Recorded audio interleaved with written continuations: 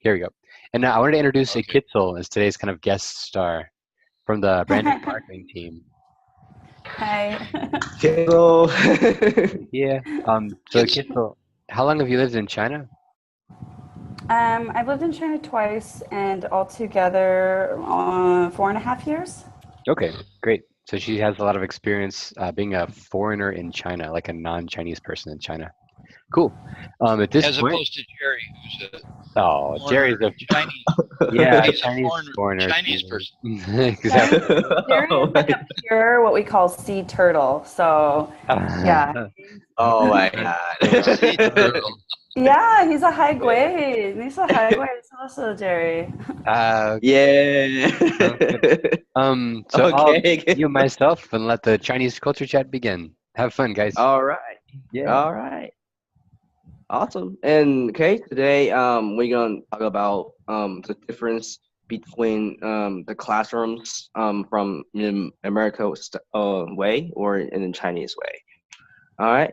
And so first of all I'm gonna show you guys a short video about it. Okay. All right. Okay. Let me see. Where? Hey, hold on.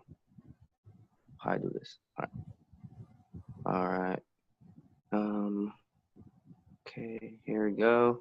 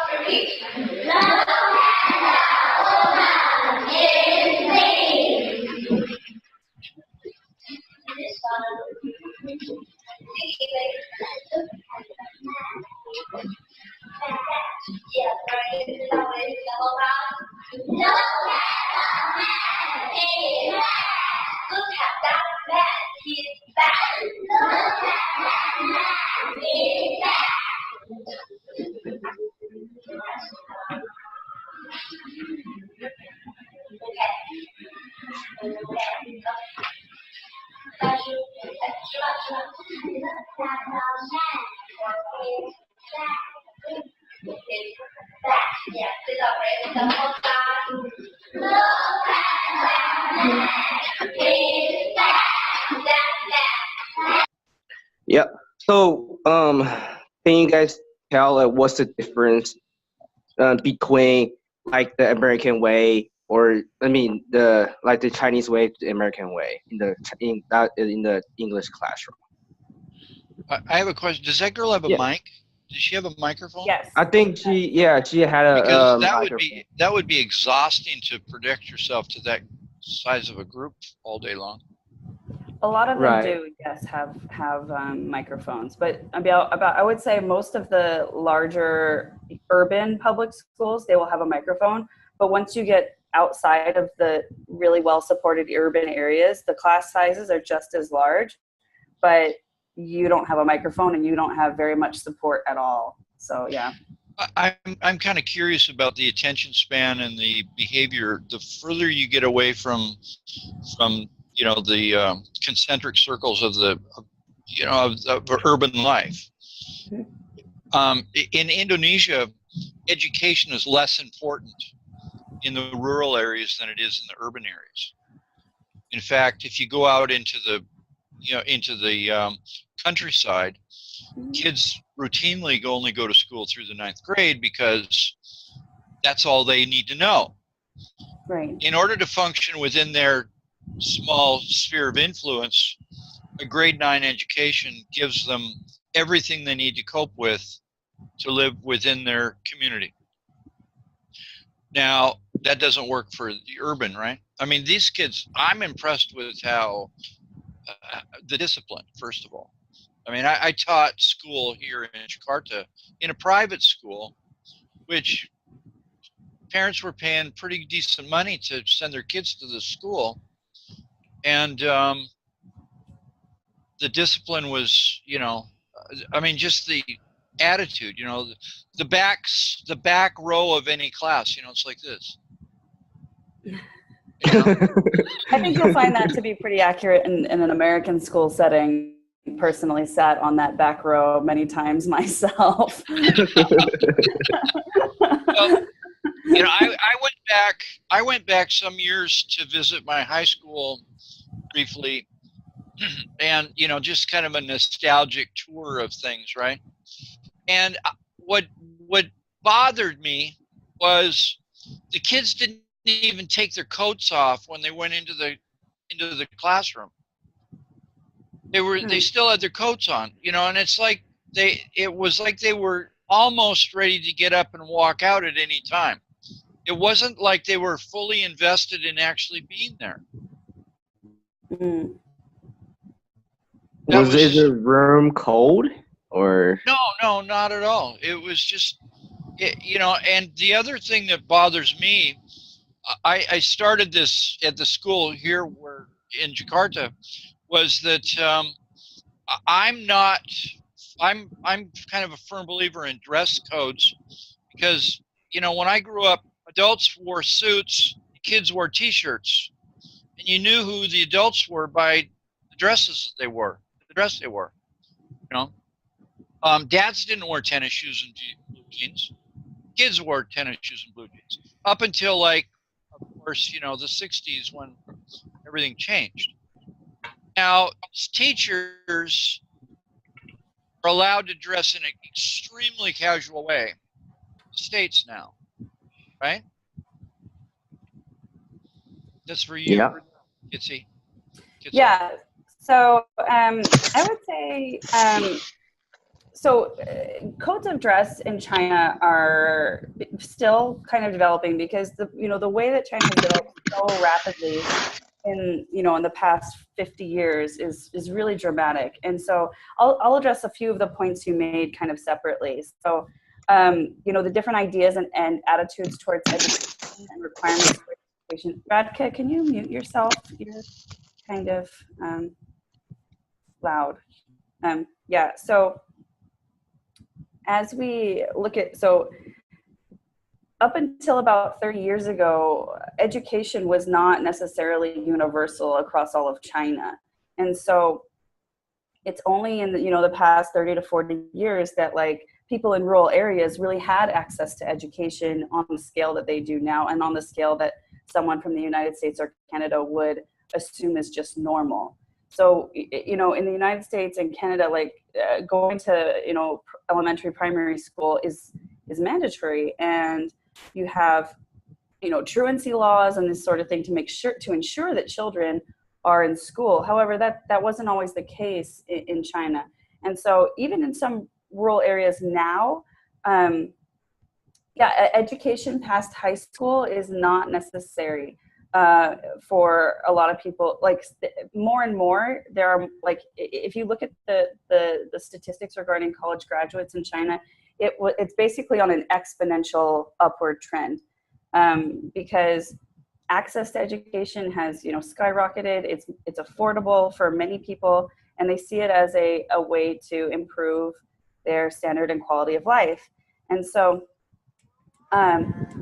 like, a lot of people even in rural areas are seeking more and more education. There are some limitations to that, which we'll talk about later, because of just the way that the public education system in China is structured.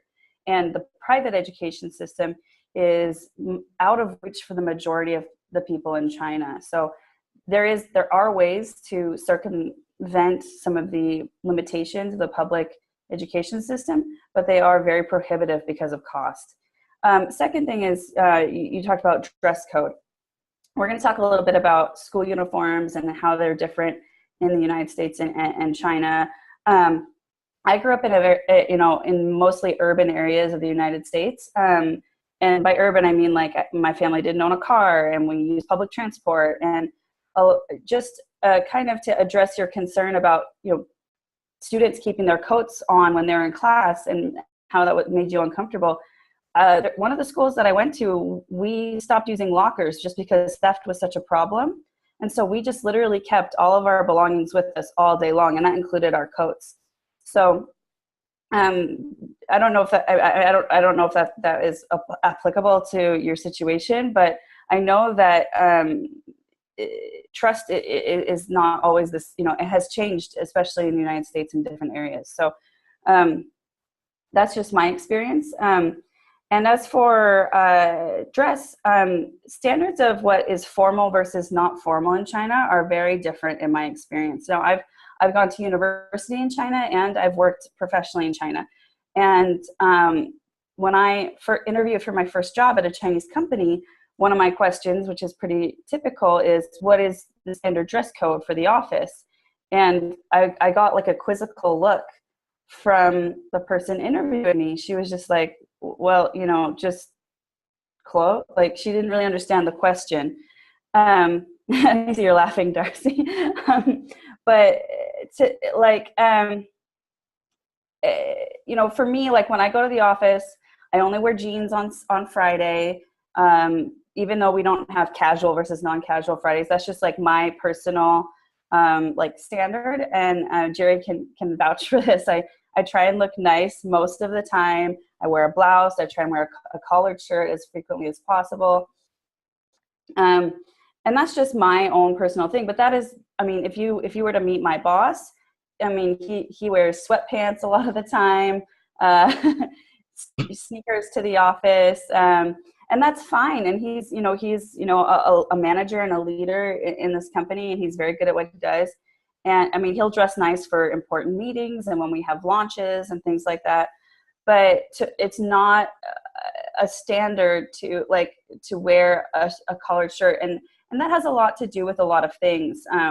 One is, you know, Western standards of dress are still relatively new in China. If you look at the long history of China, what it means, like what business casual is in the West, isn't necessarily what business casual is in China. And so, just being clean and, you know, for instance, I was talking to some female colleagues when I first started working in China about in 2012, and to them, you know, as long it wearing like a matching velour tracksuit was definitely business casual, and to me that was like a little jarring, because to me that's just, you wear that maybe to go to get a pedicure or maybe to like go out shopping with your friends. And there's very few places outside of your house you would wear a matching tracksuit, right?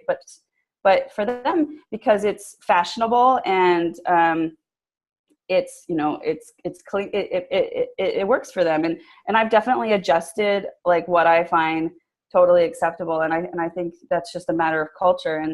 And it's not like they're being disrespectful by dressing the way they do. That's just a different place they're coming from, because not too long ago, many people only had one or two sets of clothing and they were all the same. So when I lived in Russia, I felt like it was very similar kind of idea towards it as well. Like, you know, your nicest clothes were, you know, very eclectic and not what we would consider maybe, you know, professional, and that's fine. Like they come from a different place, and you know, it's about the attitude and their work ethic more than what they're wearing to me. And that was something I definitely had to adjust to. But Jerry has prepared some I have about school. So yeah, let's get on to those. Yes, definitely. And then I'm gonna show you guys the thing for like from the classroom school perspective real quick. And then I will share the screen with you guys. Okay, can you hold on? Can you guys see this one? So my first question will be for you guys is what's the difference between the American classrooms and the Chinese classroom? Like for example, I want to talk about like what's the classroom size in America, and then did they use chalkboard or did they do group activities or not? And then because I have another question is like what they do at the first day of school. So this will be the first slide for this one. Yeah. Great. Okay. And yeah. So I'm going to talk about from the China way. And in China, the classroom size is around 30 to 40. Because I remember when I was in China for the school, we had about 37 students in one classroom. And then yes, we use a chalkboard, we use chalks, and then we have just a little bit of group activities. It's usually on the individual stuff. And then we have a lot of we have to do a lot of like group group say stuff. Like we had this, for example, we had to read like, one chapter, and then instead of first time we will read as a group. Then the second time it will be the first student will stand up, read one sentence, and the second student will read, and then and so on and so forth.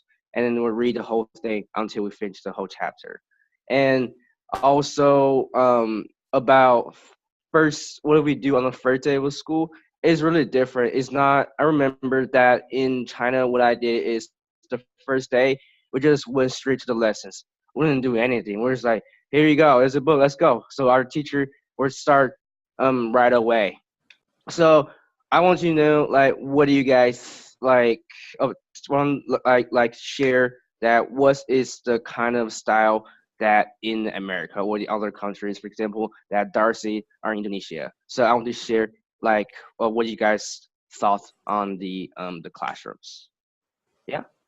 Yeah, so Radkit just shared in the group chat that he was high school classrooms in where he taught, as a full-time professional teacher, averaged Right. about 24 students per class.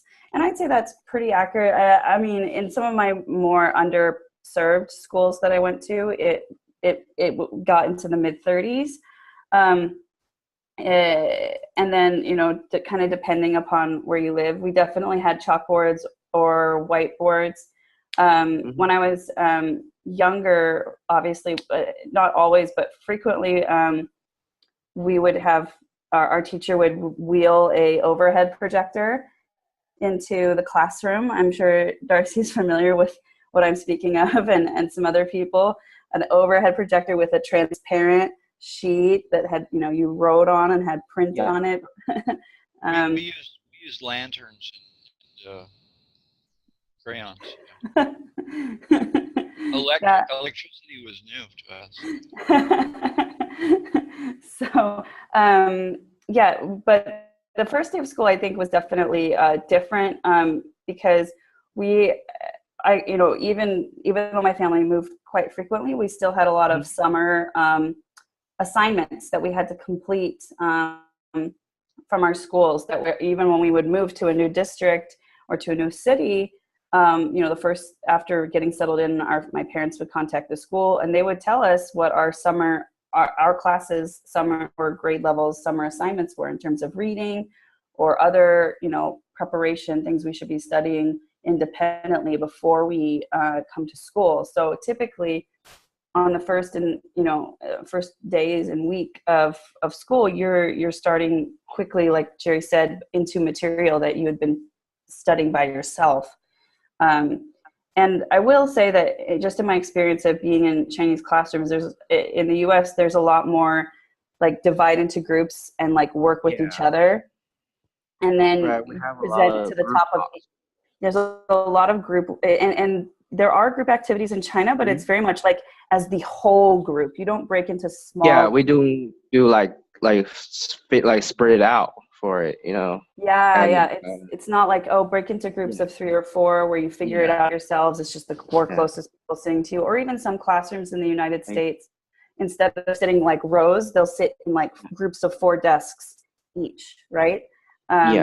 I had it kind of depends on your teacher's style, and that's something that I think is extremely different between the U.S. and China that we'll get to a little later, is that teachers in the United States are given a lot more autonomy in how they run their classroom.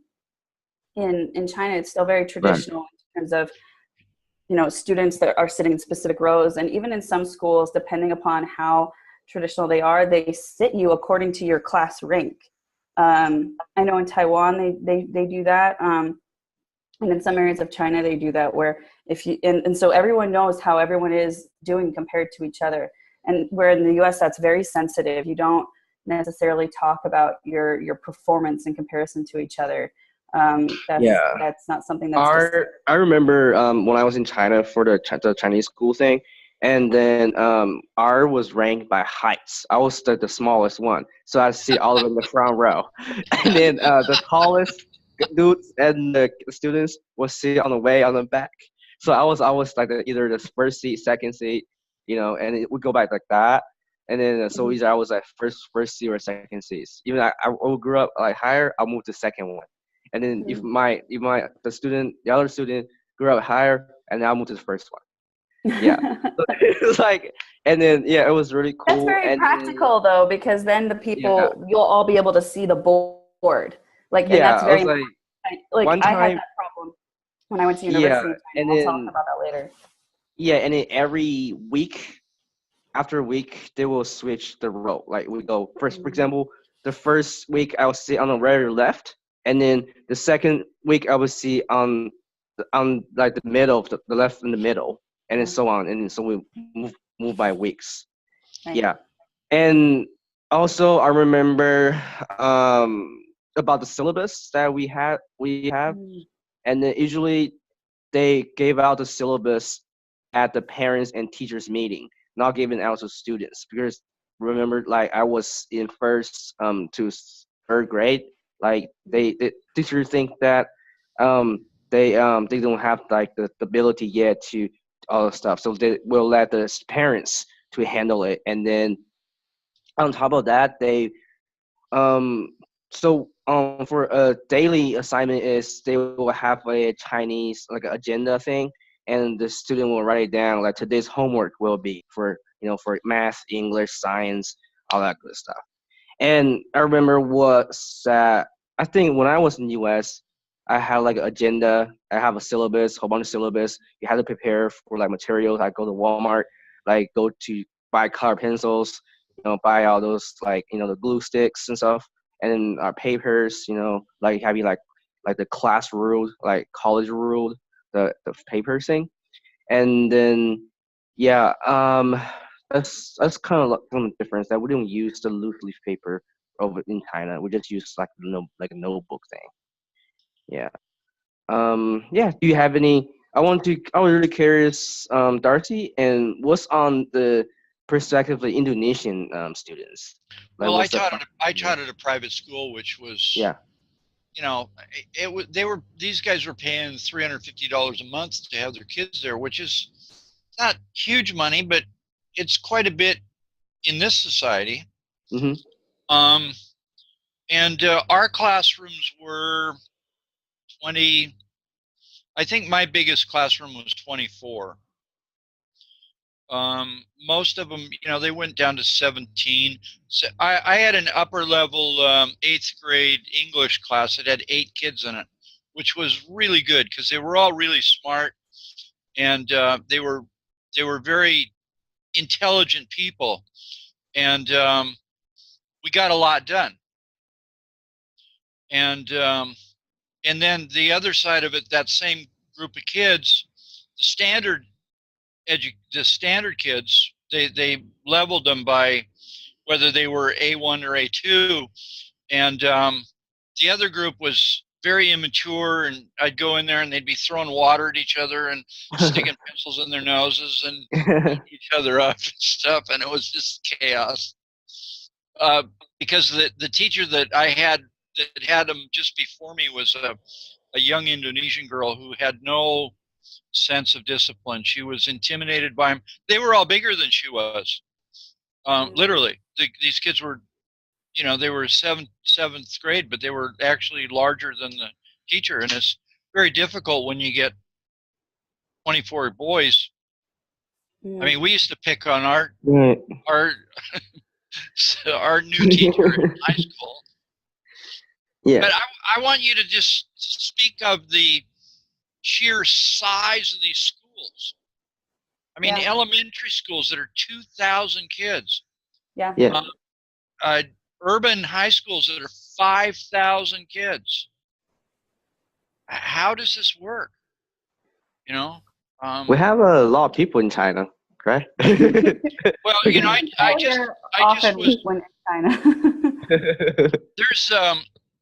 There's twice as many students in China than there are in the U.S., which I expected there to be more than that.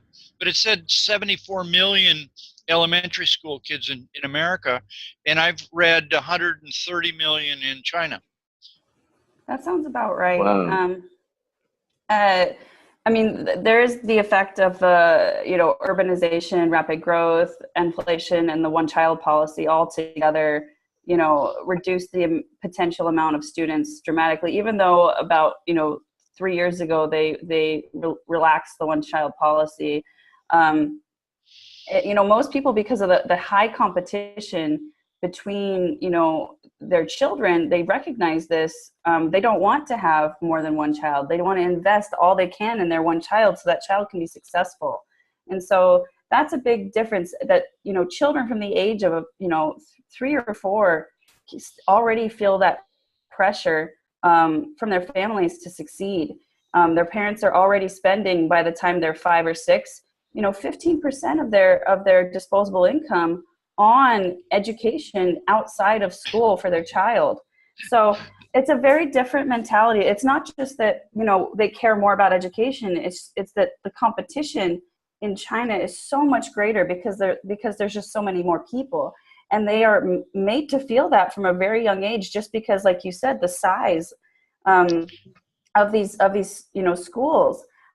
They could potentially, they have the ability and the resources to make smaller schools, but they don't just because it's just not in their tradition. They're used to having more, and it's more there's just more people all the time, and that's normal for them. For us, in the United States, and especially in Canada, which has only about 36 million people, in Canada, there's more people in the Beijing metropolitan area than there are in the entire country of Canada. So just the scale, you have to adjust yourself in that regard. And as a result, they definitely make things a lot more regimented in their schooling to facilitate, more people. Because if you were to have an American style school setting, for instance, I was speaking to people, who colleagues here at one point, and I was like, well, from the time we're like 12 years old, when we start middle school in the United States, we get an agenda, and school, and it's our responsibility to write down our assignments. It's our responsibility to take care of informing our parents of things. We're not going to be we are the ones held accountable, not our parents, not our teachers. We're made to feel from the time that we're 11 or 12 years old that we are independently responsible for the outcomes of our education. Whereas because they don't have that same putting the responsibility on the individual student, because they don't have this strong, it's very much a collective learning outcome, and you are always compared to your peer, and you're always in the midst of your peers. You're kind of we'll talk a little bit later about how, instead of us, when we enter middle school or junior high school, we start moving from classroom to classroom for different periods of study with different teachers. In China, it's not that way. You stay in the same room. So we can bring up that slide if you want, Jerry. But it's logistically let me see. more sensible to move the team. From this slides, what do you guys can tell us the difference, in China and America? In America, that we don't have that thing. We call the R is the Young Pioneers one. Yeah, Young Pioneer. Young Pioneers. Mm-hmm. We have Cub Scouts. It's a little different than Cub Scouts, Darcy. Yeah. So Young Pioneers is also something that they still have in other former Soviet countries as well, because I've lived in Russia, and they also have the same thing. And it's basically the youth organization that's connected with either the remnants of, or in China, the still established and governing Communist Party. So that's what the red kerchief is for. Also, yes, very different than Boy Scouts. It's different. And then also, I catch the difference was that when you answer a question, students tend to have to raise their hand. Instead, in America, right, we just hey, I just say out loud. You're like, hey, teacher, let me try. Teacher, let me try. Teacher, let me try. To have a lot of that thing. Yeah. Mm-hmm. And so I want to know, do you have something like that in Indonesia? Why you taught the private school system, Darcy? Yeah, I mean, we basically our style was just so much more relaxed than all this. Um, and and our class size was between 17 and as I said, my biggest class was 24, which was seventh grade boys, but most of them were 17, 18 kids. And when you get into a, a small group like that, discipline isn't as big an issue as when you're dealing with 50 kids. I mean, I just can't imagine teaching in front of 50 kids. Right. Yeah. Especially if they were disciplined on the level of the Indonesian kids. All right. Because we were a smaller, more relaxed group, sometimes some of the kids weren't focused. The girls used to love to draw anime. And whenever I like to do that here too. somebody, like we know they're not taking notes, what are you doing? And I followed this school was run by a Turkish nonprofit organization. And Turks are very famous for their educational outreach around the world. And the teacher that followed my class was this woman in the English department. And I was, I'm kind of like the token native speaker who was to deal with conversational issues, not quote unquote real English, right? Yeah. And these students were doing her homework in my class because they were all deathly afraid of this woman, as I was. She sounds formidable. Yeah. But she was, and she was also the education director's wife. Yeah, and another thing I catch is do Chinese students use lockers at school, or do they have lockers? What's the answer for this one, guys? Yes, they use lockers. No, no lockers. Yeah. So yeah, I mean, cause I was like, I think we don't in Chinese school they don't use as lockers because why like what Ezekiel gonna mention about like because in China we only stay in one room every day like from Monday through Friday. Instead, how in the American way that we move to different classes, we reach out to teacher. We move to the teacher's room instead of teacher come to us, right?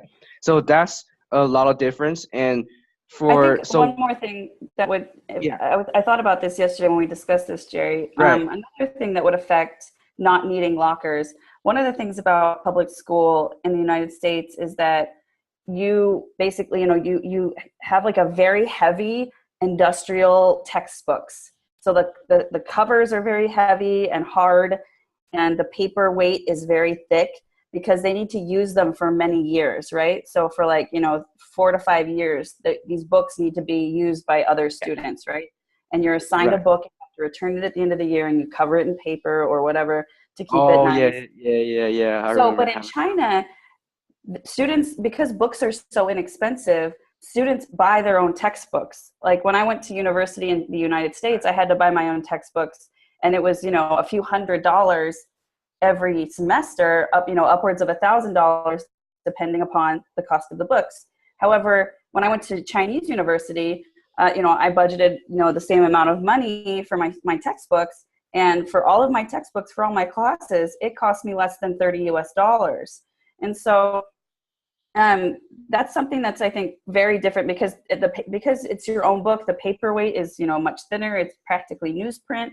The covers are soft-sided. So carrying all your books around is not as big of a weight on your body as it would be, in the United States. So having a locker for your coat, for these massive textbooks that are just these, mammoth things that weigh you down. It's not as, there are a lot of books in China for sure, but they're just a lot lighter because the materials can be cheaper because you don't have to recycle them. They're just for you. You can write in them, you can highlight them, you take notes in them, that sort of thing. So I think that's also another factor, not just that you don't move from classroom to classroom, but which obviously helps a significant amount, but Yeah. that your books are also considerably, have a smaller footprint in your life. So Yeah. Also, like the way the Chinese the classroom tables and chair design, yes. like inside they have a little pocket or the drawers you can store the books inside and the table, and how versus in that America that we have the table and chair as in one piece, Mhm. and then here in China, because I remember I was in school in China, it was the table and chair, it was separated. Right. Yeah, that's one of the We had Yeah. small lockers at our school. small And lockers. yeah, small, not anywhere near, maybe half the size of those. They were kind of under counter lockers. In the homeroom, there were under counter lockers. And I had this class which was called Study and Work Organization or some I don't know what the deal was, but I started out with I got everybody to open up their lockers, and I looked at them, and they were just horrible. I mean, okay, I mean they were just garbage pits. So I started out with getting them to clean their lockers and to organize their books because they just treated them terribly. Wow. But yeah, they had that. But I would think that given all the social problems in America, the lockers are probably, to me, a locker would be a liability in terms of safety. They're still very much in use.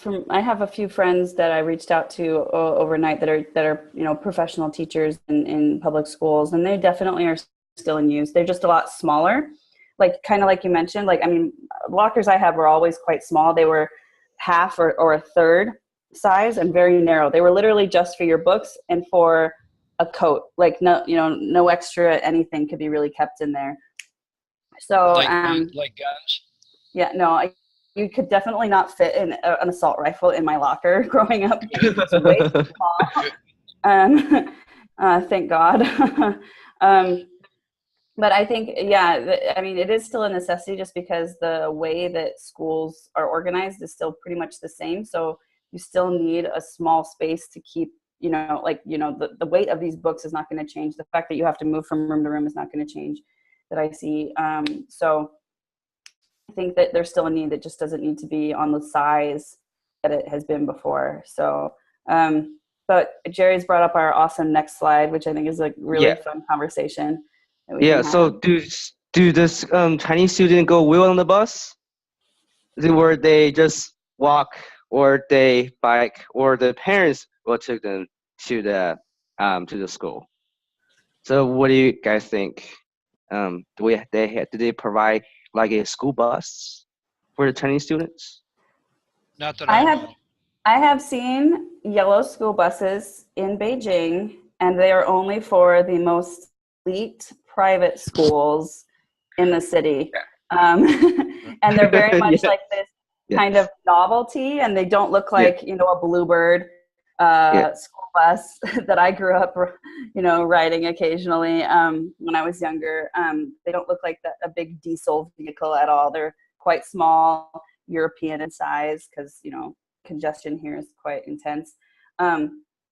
But yeah, and most Chinese students, until they're, in middle school, will be escorted to school probably by their grandparent or one of their parents, depending upon who's, the main caretaker, and also depending upon how far away their school is. So if they're going to public school, it's probably relatively close to their home, because it's by, district and by area. Yeah.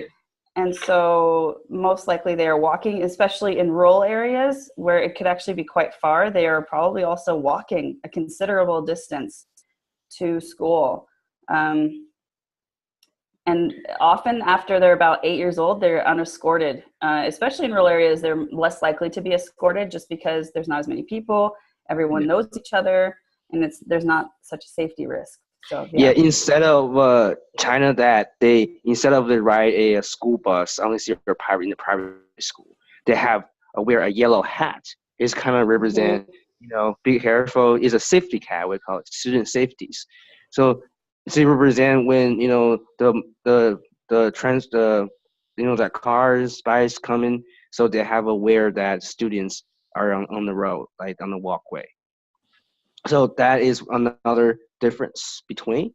And because I had a both experience for this one, and then when I was for the school bus, I was in the U.S. and then I got like in the bus like around the morning, and then they took me to go back home. And then for when I was in China for school, usually my grandparents, like what Ikizo said, they will take me to the school, and then also for at night when after school, they will be at the front gate of the school waiting for me, and we will walk together back home. And um, that was for me. That was started from first grade and all the way till fifth grade. And then yeah, and then whenever even though it's night is dark and stuff, they still want to wait for me to walk back with them. So it's kind of like a safety thing. Yeah. And so yes, and so walk is definitely yes, and then parents yes. Bike is depends on the like the age of the students. If they're older, they can go bike, and for the little ones, usually parents will take them to school. So, how big are the bike in China? How big are the bike parking lots? If you got thousands of students, you'd have to have a lot of real estate. They have a long parking lot for just bikes, and it's and when I lived in Shenzhen, which is where I went to university, when I first lived there, I lived across the street from a high school, and they did have like a multi-story bike parking, and it was covered because it rains frequently. So, and they have that here also at some of the metro stations that are further out from the city center, just because you have to bike, considerable distances because there's not as many subway stations. So, that's a thing. In Beijing, especially within the Fourth Ring Road, I would say many of the students just walk or take a bus.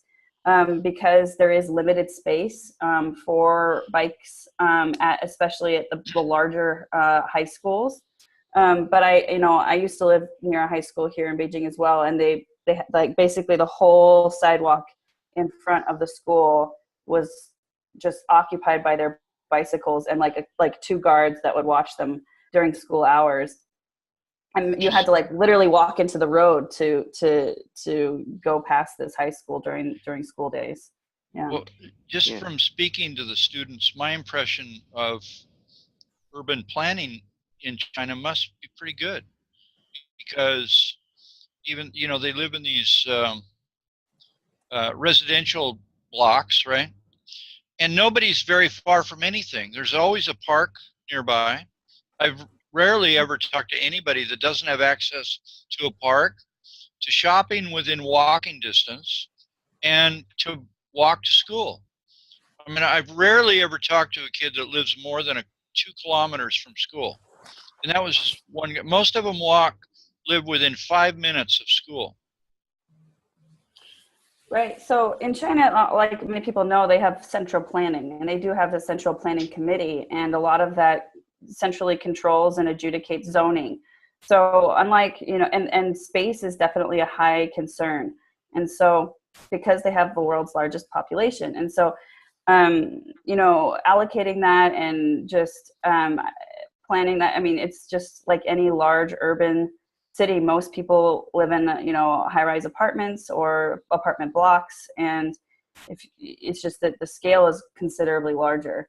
So if you were to go to New York or, DC or London or Tokyo or Paris, it's, I would say, very similar in terms of having everything you need within walking distance. Even myself, when I lived in downtown Minneapolis, like I said, my family, we lived in highly urban areas, and they chose where we live very specifically because they wanted us to be able to walk to anything we needed.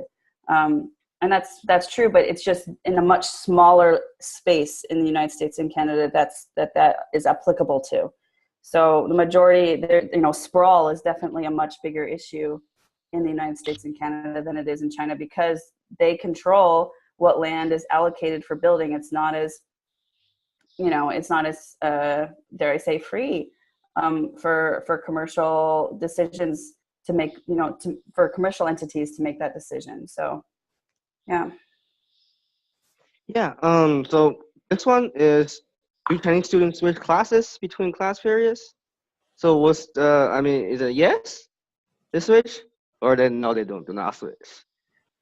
And the answer is they do not switch because we call it we call this as homeroom, I think, right, for China in China. Yeah, so in the U.S., homeroom is like your first kind. Sometimes you'll have it like before you have all your other classes, and you get the school announcements. You say the Pledge of Allegiance. You do these other things. But in China, homeroom is literally the room you stay in all day, all year, and your teachers just rotate out with their lesson materials. And in some cases, you might sit in the same desk for an entire school year. And so. Yeah. That's how we did it. We moved from, have to go over there, go over there, go over there. Mm-hmm. Yeah. But logistically, it's easier to move 500 teachers than 5,000 students. Yes, very much so. There you go. And that's the model throughout all of East and Southeast Asia, is that the teacher moves and the students stay put. And so, and I think you're right, Darcy, it has a lot to do with numbers. And just our ideas also, I think, about space and about public space versus private space. I think it has a lot to do with that too. But just on a very simple level, logistically, it's just a lot easier when you have a lot of people. If you moved that many kids, you would lose a couple minutes at the beginning of every class just getting people organized. As opposed to if they stay there, they're already in their space. They don't need to adapt to a new space. They're already there. Mm-hmm. And that's a big deal. I used to run a factory in Indonesia, and at the beginning of the workday, right after lunch and just before going home, I'd lose 5 minutes because people were coming back late or getting readapting to their space. Well, you take 5 minutes times 3 times 500, that starts to add up to a lot of money. Mm-hmm. And same with the classroom. You'd lose a lot. You're going to lose over the long period. You'd lose a lot of teaching time. Mm-hmm. Yeah, it's kind of true. Yeah. So how so we're gonna move on a little bit, and so how would you picture a Chinese students uniforms? So how many color they have? Do they have like a seasonal clothes? For winter, do they still wearing shorts and t-shirts, or during the summer, do they wear long sleeves, or and then also at the for the school uniform, and did they put logos on it, or they don't put logos on it, or just straight up with colors? And for the uniforms for the Chinese students, are they formal or informal? So yeah, and so what I've observed is that the color is usually their school colors. Like I have my cousin, he's wearing like the white and blue, and it represents their school color. And then they have different styles for summer and different style for the fall. And right now he's wearing like a polo shirt and a shorts, and then go to school, and which is fine. And for the winter, they have wearing the long jackets and as well as the long pants. And the school will provide provide them uniforms, but they have to give them like their heights, the weight and stuff, so they can customize their uniform for each. And it's really different. Customize is a little bit of a strong word to use. Yeah, like just to give them the closest size. Yeah, the close size. Definitely not customized. No, they will measure it. Like they will measure it for real. Like that's my cousin's school. Like he told me, it was like, teacher asked him, is like what's his like how tall, what's the weight, so they can like kind of give him like which which size fits it. Yeah. Yeah. It's not that Yeah, it's which size custom. fits it. Customized means it's Yeah, only made for him. Yeah. Yeah, my bad. Yeah, that's It's the word. not. Might be the word wrong. Yeah, thank you for this. Yeah, thank you, Kissel. Yeah, No so he problem. won. Yeah, so he was like, hey, so the teacher gave him like a XL or large or medium. So they have to tell that what's the height. Yeah, and yes, they will have a logo on it, and either this on the left, on the right, and well is I think is they have to wear it every day is I think from my perspective that is I think it's informal. Yeah, it's Would quite, you? in my opinion, like, Yeah, okay, this is just my initial, like when I first moved to China in 2010, yeah, and I lived across the street from my high school, I didn't I was kind of surprised because I was like, why do the students wear gym clothes all day, every day? yeah.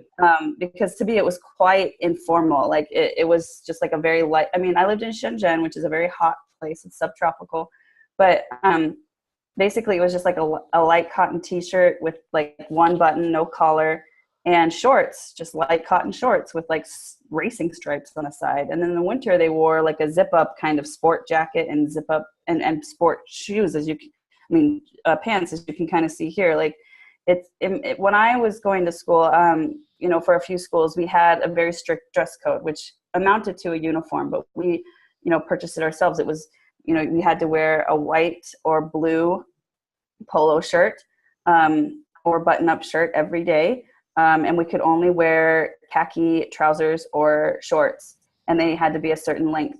And that was for boys and girls, same. And it was really great for the area that I lived in because, places like Walmart and Kmart and really affordable places sold this exact, outfit, and everyone, regardless of their income level, could afford it. Mhm. And we all kind of had the same, we all looked the same. It was also for safety.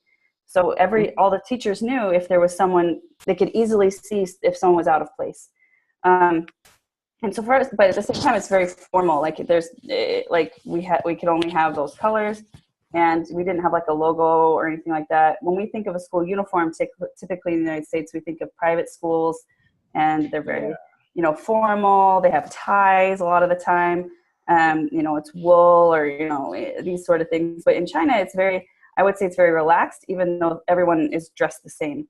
Yeah. To me, it's a very sporty kind of look. I didn't realize that it was their actual, like, quote unquote formal school uniform, because it just looked like sports clothes to me.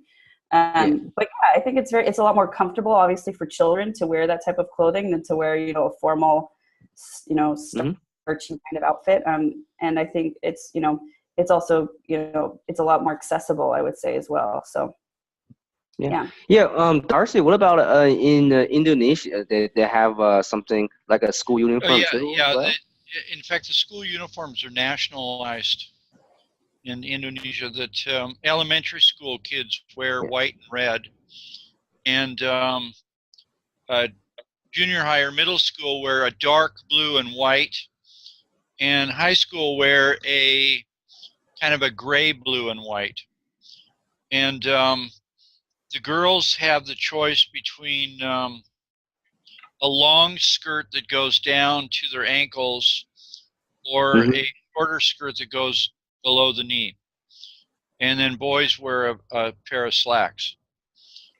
They're kind of like a Dockers type, but colored.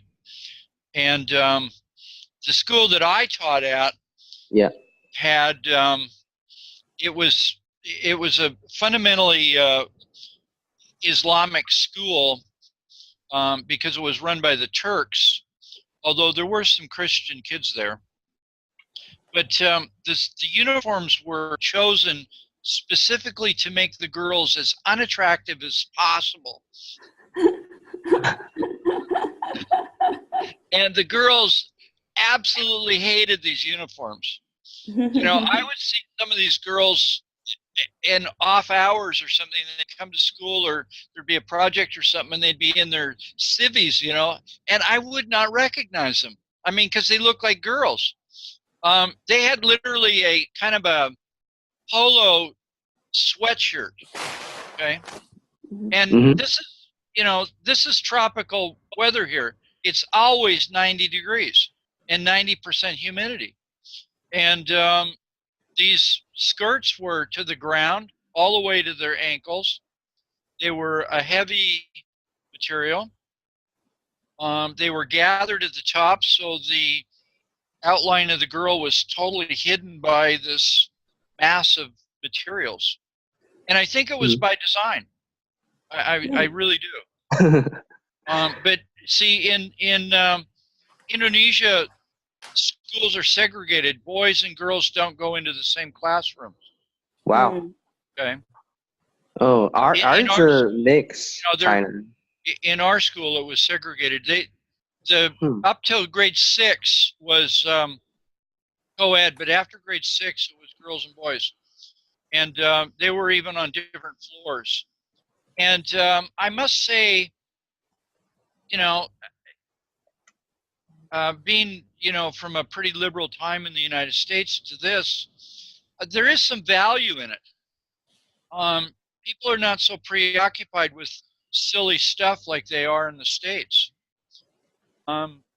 Especially like dress codes and stuff. My daughter we lived in a pretty affluent area, and it was, the white hat, they call them white hats, which were Abercrombie kids. and you can go and spend $300 in Abercrombie and get a set of singlets that are like this tall. This is all, you get like 4 things, Wow. It's incredibly expensive to dress kids for high school in the United States, in some areas. Right. Yeah.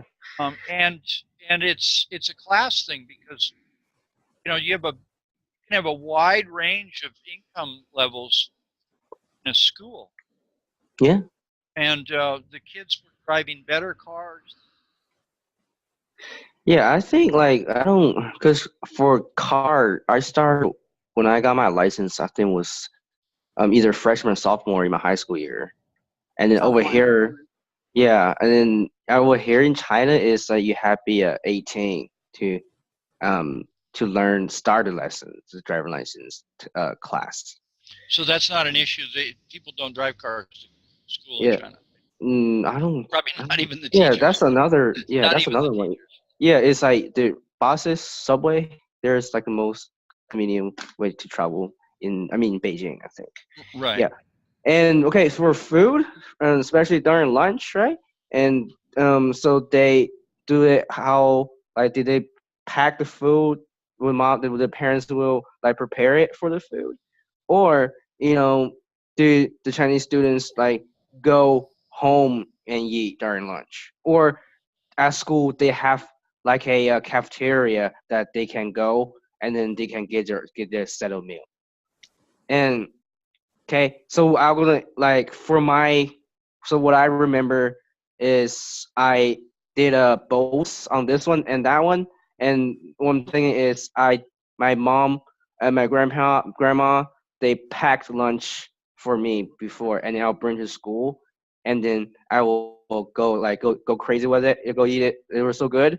And then I did that for a month or two, and then the only good part is that I can hang out with my friends at school for lunch, and they because they live kind of far away from home, so that's why they will stay at school to bring for lunch.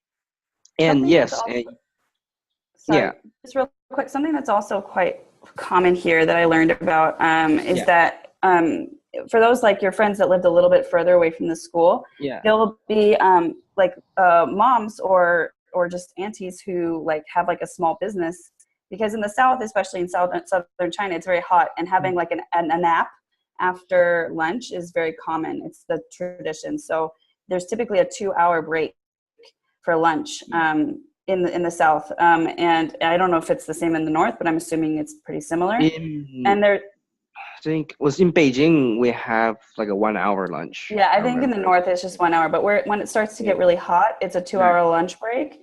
And someone who lives close to the school will have kind of a business where they have an apartment. If they live there close by, they'll cook you go to that lady's house. She's cooked everyone lunch. Everyone eats lunch, and then they just fill the living room with sleeping mats. Yeah, I and remember. I they remember and they everyone opened a and lot of everyone that. has a nap. Yeah. It's very common. A lot of people do that. A lot of students do that. Um, and so, yeah, like I personally obviously didn't do that, but I met a lot of kids who told me that they did that, and that was really cool. That Yeah. you know, very entrepreneurial. These moms and these aunties who Yeah, I were like, think I live yeah. close to the school. I can actually be helpful and provide a service, and it was very cheap because you know their kid is already doing this, and so you know they pay like the lady like $30 or something a month Yeah. to just feed their kid lunch and let them have a nap at their apartment that's like you know just right next to the school. Are you talking about the 小饭桌 thing? The 小饭桌, like here in Beijing we call it 小饭桌. Like it's called a little lunch table. Little lunch table. No, it's not like a Yeah. little lunch table. It's kind of just like the parents network amongst themselves and they figure out who lives Is closest a to the is a school, family and then related or not it necessarily just family related. They just maybe like advertise that like, hey, my kid also goes to your school. I live next door. If you don't want to have your kid walking all the way home and then all the way back to your school, because a lot of parents also in Shenzhen, Mhm. both parents work, and because no one's from that city, like everyone is like moved Yeah. into that city, new Mhm. city. They don't have grandparents there either, and so um, it was very common to like the parents just kind of network amongst each other. There was a few people who just lived really close to the school. They Mhm. made lunch every day and let the kids take naps in their apartment. And so, Mhm. and they would usually pay for it. Like if they didn't know that person personally, like there was also like people who just did that as like a side business because they lived across the street from a school and they would just go at the beginning of every school year and they'd be like, hey, or that, eventually they would just be word of mouth. Like they didn't even have to advertise that they did that. So Wow. yeah. And, That's and super they also, and in Shenzhen, they also like, because it's a little bit of a high tech city too. Mhm. And, trust is an issue. Like they had like, webcams in their apartment at all times, wherever the kids were, like in the living room and where they ate. So the parents could always see what was going on. So they felt safe. Like the parents felt like this was an okay situation. So yeah, like one of my parents, they're good friends. All of their good friends did this in southern China that they knew. So yeah. What about Indonesia, Darcy? They have like do they bring back the go Well, home eat? the school that I taught at was a boarding school, and Oh, so they have a and cafeteria. about half of the school students were day students, and half of them were resident students. So there was large facilities for all that stuff, and Mhm. we had a large dining hall. There was also a for-profit cafeteria with commercial vendors in it that for people who didn't like to have 7,000 different ways of cooking chicken, they could go to the for-profit cafeteria and buy their food. And again, these parents are already spending, you know, for the size of the economy here, $350 a month is a lot of money. Mm-hmm. Yeah. So for them to throw more money at these kids, I mean, they were walking around with lots of cash. I had a rule that if they spoke Indonesian in my class, Yeah. it was English only. If they spoke, they were given a ticket and they had to pay a Ooh. fine to the ticket, and the money went into a jar for the class to do something. Okay. So this one girl who was quite wealthy, she says, she comes up to me and says, I don't want to do this. She pulls out some money. She says, I'll buy all the tickets right now. It's like,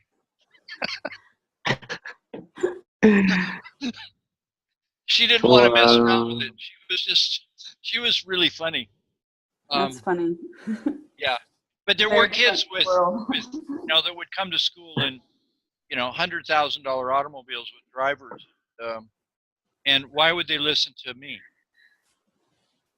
Yeah, it's crazy. Like you see how these two pictures, like if you at school for lunch, either the school will have like a catering company that provide a set of meal, or you can bring your own food to school. So a lot of people did like you see how all the the lunch boxes are the same. So basically, it's from their catering company that provided at school. Because I remember I had a kind of like that thing too, because I want to experience what's the school food tastes like, and versus my home cooking. You know, so who won? Yes, home cooking won. I love my mom's food. You know, yeah. But the thing is, for the catering food was great too as well. I mean, it's kind of like I want to hang out with my friends and stuff. That's why I want to they eat the same thing because I want to try it, and that's why for a month I tried for the catering thing at school. Well, and I also want to Yeah. bring up that this idea of providing a cafeteria or at least a cafeteria-like service continues on through, past schooling into professional life. So the building that's the headquarters for 51 Talk in Beijing, on the main ground floor, it has a cafeteria, which is very affordable. And it's basically, you just go and it's like these metal trays that are at the bottom picture here, and you fill them up with the side dishes you want, and you pay by weight at the end.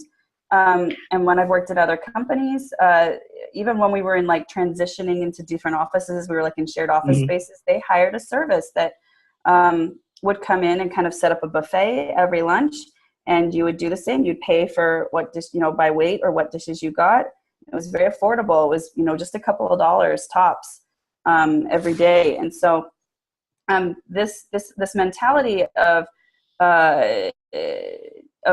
making sure that there's affordable meals it carries on after your schooling is over. That making sure that you have access to a place to eat, whereas in the United States, they don't, like, I've worked in companies there too. I've worked in office parks that were quite far removed from places to easily walk to or go to eat lunch at, and so you either had to bring it yourself or you had to, get in the car and drive to a restaurant to eat at. And so it's quite different, this mentality about making sure that your staff has access to, affordable meals during their working hours. And it's not just open, like the cafeteria in the 51 Talk building is not just open for lunch, it's also open for dinner. So, yeah. Yes, that's kind of true. Yeah. Cooking is almost non-essential in Asia. There's so much street food, and I have this thing about planning. Like Indonesians don't plan anything; they live in the moment. Period. In fact, there's no future and past tense in the language. There's so much street food that you can lay around, and you hear some like gong.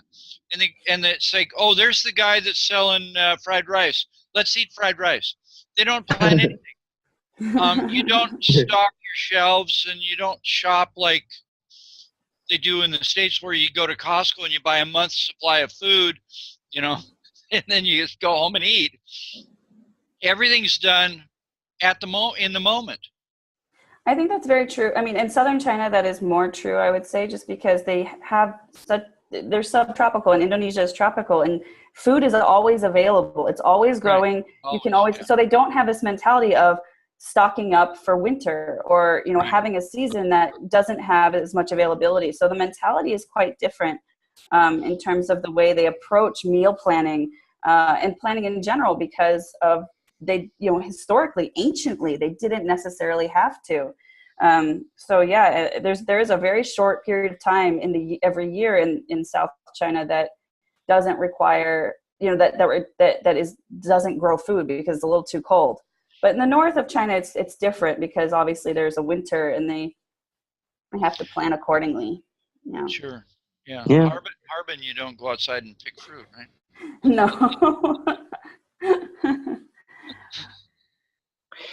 All right, guys, and that's it for the Chinese College Chats for today. And thank you for Ikezo to come here and share with our Chinese insight here on the American side, as well as Darcy on the Indonesian side. What's your function at 51 Talk? What do you do? I'm the overseas marketing manager. So I oversee the Facebook page, not the group for teachers, but the Facebook page, and the digital advertisements, the images, that sort of thing. Okay. Great. All Yeah. right. Yeah. Thank you, Super, Jerry. guys. Yeah. No, And Thank you, Good Darcy. It was topic. nice to meet you. yeah, thank you. Bye, everyone. And see you guys next time. See you guys Bye. next time. Bye-bye. Bye. Bye bye.